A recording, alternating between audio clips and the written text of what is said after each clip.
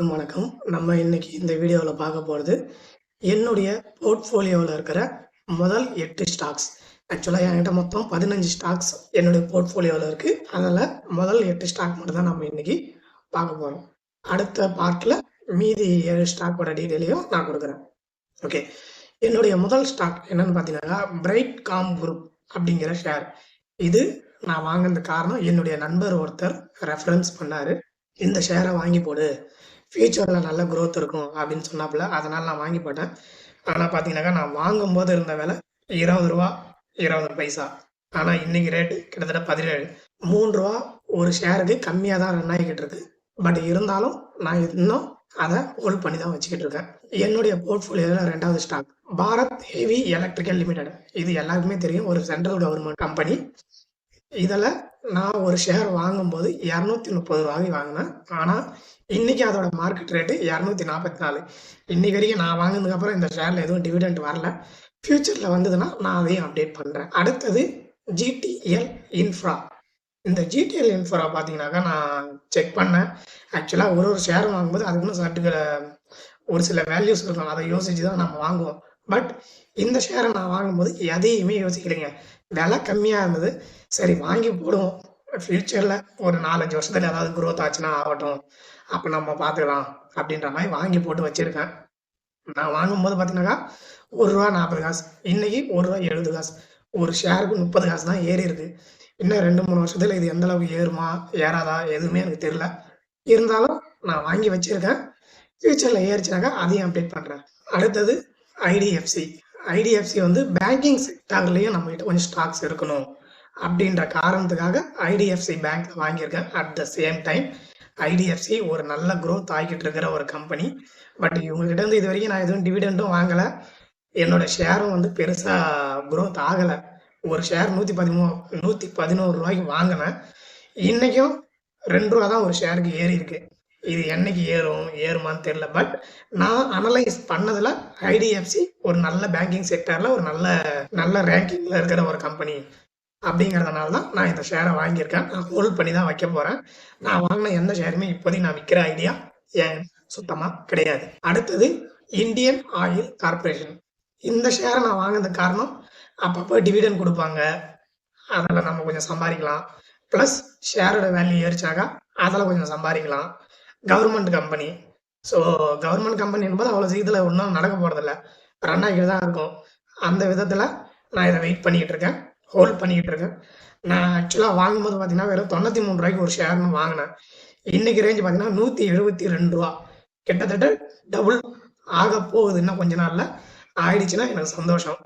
இன்னைக்கு வரைக்கும் ஒரு ஷேருக்கு 8 ரூபா டிவிடெண்ட்டும் நான் வாங்கிட்டேன். ஸோ டிவிடெண்ட்டும் வந்துகிட்டு இருக்கு, ஷேர் வேலையும் ஏறி இருக்கு. இதாங்க ஷேர் மார்க்கெட்டில் இருக்கிற விஷயமே. நம்ம வாங்குற எல்லா ஷேரும் ஒரே நேரத்தில் அப்படியே நம்மளுக்கு டபுளாக கொடுக்குமா அப்படின்னு தெரியாது. ஒரு சிலது நம்ம வாங்கினதுலேருந்து கீழே போகும், நல்ல குரோத்தில் போய்கிட்டு இருக்கும். ஒரு சிலது நம்ம வாங்குவோம் 4 வருஷம் ஆகும், அப்படியே கிடக்கும். என்னடா அப்படியே கிடக்குதுன்னு நினச்சி நம்ம வித்துட்டோம்னாக்கா அதுக்கப்புறம் ஏறும். எங்கேயுமே வெயிட் பண்ணி அடிக்கும் போது தான் நமக்கு நல்ல லாபம் வர்றதுக்கு வாய்ப்பு இருக்கு. அடுத்தது ஐஆர்இடிஏ. ஐஆர்இடிஏவை பற்றி நான் ஆல்ரெடி வீடியோ போட்டிருக்கேன், இருந்தாலும் இதிலேயே சொல்கிறேன். ரயில்வே என்றைக்குமே ரன் ஆகிட்டு இருக்க டிரான்ஸ்போர்ட்டுக்கு முக்கியமான ஒரு பிளாட்ஃபார்ம். அப்படிப்பட்ட ரயில்வேல நம்ம இன்வெஸ்ட் பண்ணும்போது கண்டிப்பாக நம்ம காசு வீணாக ஆகாது அப்படிங்கிற நம்பிக்கையில் தான் நான் போட்டிருக்கேன். ஓகேங்களா? நான் ஒரு ஷேரை வாங்கும்போது 105 ரூபாய்க்கு வாங்கினேன். ஆனால் இன்னைக்கு மார்க்கெட் வேலை பார்த்தீங்கன்னாக்கா 134 ரூபா. ஆல்ரெடி ஒரு ஷேருக்கு 30 ரூபாய் எனக்கு லாபமும் கிடைச்சிருச்சு. ஐஆர்இடிஏ புதுசாக ஓப்பன் பண்ணது அப்படின்றதுனால இன்னைக்கு வரைக்கும் டிவிடெண்ட் எதுவும் அனௌன்ஸ் பண்ணலை. மேபி ஃபியூச்சரில் அவங்க டிவிடெண்ட் அனௌன்ஸ் பண்ணால் அதையும் வாங்கி நான் செலவு பண்ணவோ இல்லை ரீஇன்வெஸ்ட் பண்ணவோ பிளான் பண்ணுவேன். அடுத்தது ஐஆர்எஃப்சி. ஐஆர்எஃப்சி ரொம்ப வருஷமாக இருக்கிற ஒரு ஸ்டாக்கு. இதுவும் ரயில்வே ப்ராஜெக்ட் தான். ரயில்வே ப்ராஜெக்டில் நான் வாங்கியிருக்கேன் இன்னொரு ஸ்டாக். ஐஆர்சிடிசி பிளான் பண்ணியிருக்கேன். பட் அது பட்ஜெட் ஹெவியாக இருக்கிறதுனால என்னால் வாங்க முடியல. ஓகே, ஐஆர்எஃப்சி நான் வாங்கும்போது பார்த்தீங்கன்னாக்கா 43 ரூபாய்க்கு வாங்கினேன். இன்னைக்கு 136 ரூபா. கிட்டத்தட்ட 3 மடங்கு லாபம் எனக்கு ஆல்ரெடி கொடுத்துச்சு. அதாவது 200% லாபம் கொடுத்துச்சு. அதே நேரத்தில் டிவிடெண்டாக ஒரு ஷேருக்கு 1 ரூபா 50 காசு.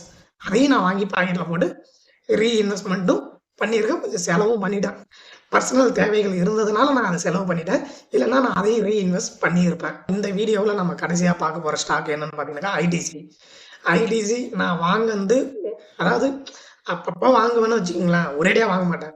அப்பப்போ 1, 2 1, 2ன்னு வாங்குவேன். அப்படி வாங்கினதுல ஒரு ஷேரோட ஆவரேஜ் ப்ரைஸ் 444 ரூபா. ஆனால் இன்னைக்கு மார்க்கெட் ரேட் பார்த்தீங்கன்னாக்கா, ஆக்சுவலாக நான் ரெக்கார்ட் பண்ணும்போது 404, current market price I think 420ன்னு நினைக்கிறேன். ஓகேங்களா? பட் இது 400 வரைக்கும் கீழே போச்சு. ஏன்னா மார்க்கெட்டில் நிறைய நியூஸ் வந்து ஐடிசியை பற்றி வந்துகிட்டு இருக்கு. ஐடிசி டிமெர்ஜர், அப்புறம் ஐடிசிலே வந்து பெரிய ஷேர் ஹோல்டரான பிஏடி, பிரிட்டிஷ் அமெரிக்கன் டபாக்கோ, அவங்க வந்து தன்னுடைய ஷேர்ல ஒரு பங்கை விற்கலான்னு முடிவு பண்ணியிருக்காங்க அப்படிங்கிற வந்த நியூஸு. இதெல்லாம் வச்சு தான் ஐடிசி இறங்கிட்டு இருக்கு. பட் இருந்தாலும் ஐடிசி இறங்கினாலும் நான் வாங்குவேன், ஏறினாலும் நான் வாங்குவேன். ஏன்னா என்னால் முடிஞ்சது அப்பப்போ 1, 2 தான் நான் வாங்க போகிறேன். அப்படி 1, 2ன்னு வாங்கும்போது அதை அப்படியே கொஞ்சம் கொஞ்சமாக ஆவரேஜ் ஆகிட்டு வரும் அப்படிங்கிற நம்பிக்கை இருக்குது. இறங்கிச்சுன்னா கொஞ்சம் எக்ஸ்ட்ரா போட்டு வாங்குவேன், ஏறிச்சுன்னா ஒன்று ஒன்றா வாங்குவேன். இதுதான் இந்த வீடியோவில் என்னுடைய முதல் பார்ட் போர்ட்ஃபோலியோ. 2வது பார்ட்டை நான் கூடிய சீக்கிரம் லான்ச் பண்ணுறேன். இதே மாதிரி 6 மாதத்துக்கு ஒரு தடவை என்னுடைய போர்ட்ஃபோலியோவை நான் ரிவீல் பண்ணி என்கிட்ட ஸ்டாக்ஸ் என்னென்ன, எதுக்காக வாங்கினேன், இப்போ என்ன மார்க்கெட் ட்ரெண்டில் போய்கிட்டு இருக்கு, டிவிடெண்ட் ஏதாவது வந்திருக்கா, அதை நான் என்ன பண்ணேன், இப்படிங்கிற எல்லா டீட்டெயிலையும் 1 by 1 நான் வீடியோவில் போட்டுக்கிட்டு தான் இருப்பேன். ஆதரவு தரும் அனைத்து உள்ளங்களுக்கும் நன்றி. வணக்கம்.